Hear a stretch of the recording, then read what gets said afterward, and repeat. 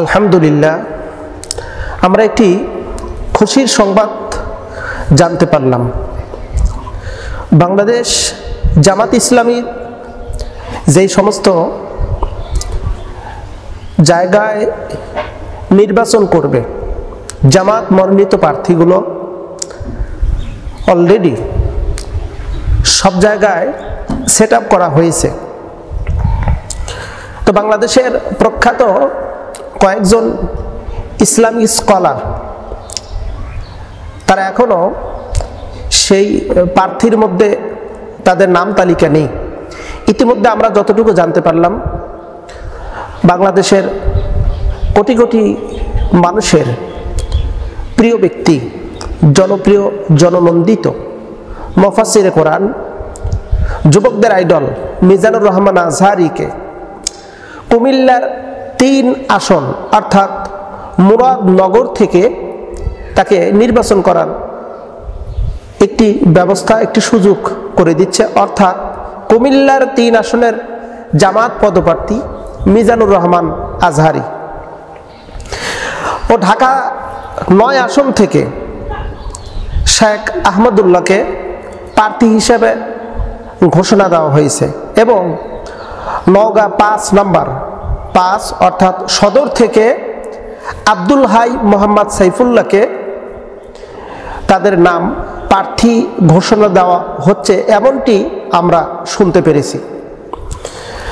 তো এখানে গুরুত্বপূর্ণ যে বিষয়টি তা হলো, বাংলাদেশ জামাত ইসলামীর যেই সমস্ত নেতৃবৃন্দ যাদেরকে এমপি পদপ্রার্থী বলে ঘোষণা দেওয়া হচ্ছে, নমিনি বলে প্রকাশ করা হচ্ছে, তাদের একটু ব্যক্তিত্ব বা তাদের ক্যারেক্টার, তাদের কোয়ালিফিকেশন, তাদের অভিজ্ঞতা এবং যোগ্যতা কতটুকু, এই ব্যাপারে বাংলাদেশের জনগণ সবাই জেনে গেছে।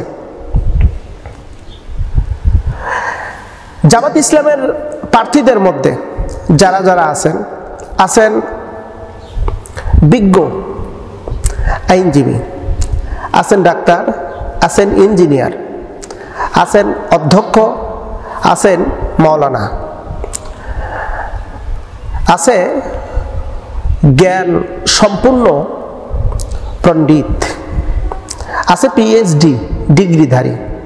অর্থাৎ এখানে বকলম বা ওই গায়ক গায়িকা, নায়ক নায়িকা, খেলোয়াড়, সামান্য 2 টাকার নর্তকী, এখানে সেই পদপ্রার্থী একটাও নেই। যে কয়েকজন এমপি পদপ্রার্থী তারা জাতির শ্রেষ্ঠ সন্তান।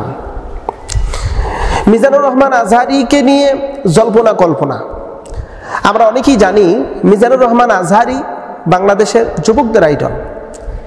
তাকে যেখান থেকেই এমপি পদপ্রার্থী বলে ঘোষণা দেওয়া হোক না কেন, ঠিক সেখান থেকেই তিনি সফলতার সাথে বিজয় ছিনিয়ে আনবেন, এটা সবার দৃঢ় বিশ্বাস।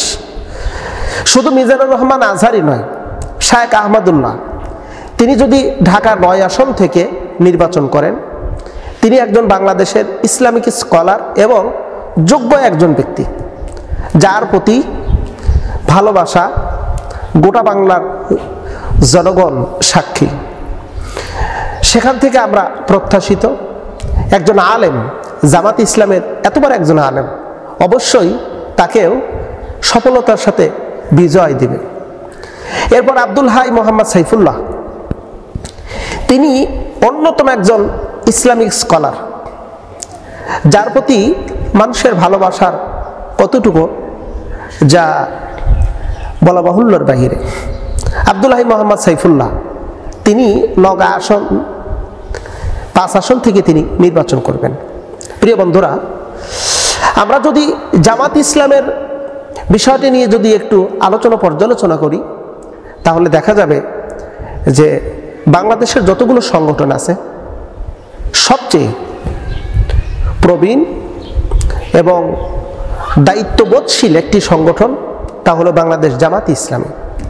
এখানে আইনজীবীর অভাব নেই, শিক্ষিত গ্র্যাজুয়েট পার্সনের অভাব নেই, মাওলানা, অধ্যক্ষ, হাফেজ, কারি, মুফতি, মাওলানা, জেনারেল, আপনি সব পর্যায়ে মানুষ পাবেন এবং মানসম্মত মানুষ পাবেন। বাংলাদেশ জামাত ইসলামীর সংগঠনের সংস্পর্শে যারা আসে, জামাতের সংস্পর্শে যারা আসে, তারা সোনার মানুষে পরিণত হয়ে যায়। তাদের নীতির একটি বহিঃপ্রকাশ করার জন্য একটু নিয়ম, একটা ডিসিপ্লিন করে দেওয়া রয়েছে, যার মাধ্যম দিয়ে চলতে চলতে অনিয়ম মানুষ নিয়মের ভিতরে চলে আসে। পরিশেষে দেখা যায় যে সে একটা সোনার মানুষে পরিণত হয়েছে। আমরা প্রত্যাশিত গোটা বাংলার জমিনের প্রত্যেক অঞ্চল থেকে, প্রত্যেকটা আসন থেকে ওলামায়ে কেরাম যদি এভাবে এমপি পদপ্রার্থী হয়, আর এমপি যদি হয়, ওই সংসদটা হবে আল্লাহর রহমত দ্বারা পরিপূর্ণ। ওলামায়ে হযরত যেখানেই যাবে সেখানে বরকত দ্বারা পরিপূর্ণতা আল্লাহ পাক দান করবেন। আল্লাহ সুবহানাহু ওয়া তাআলা এই জামাত ইসলামের এই ত্যাগ, এই কোরবানিকে কবুল করে আলেমদের হাতে ক্ষমতা যেন তুলে দেয়। আমিন সুম্মা আমিন।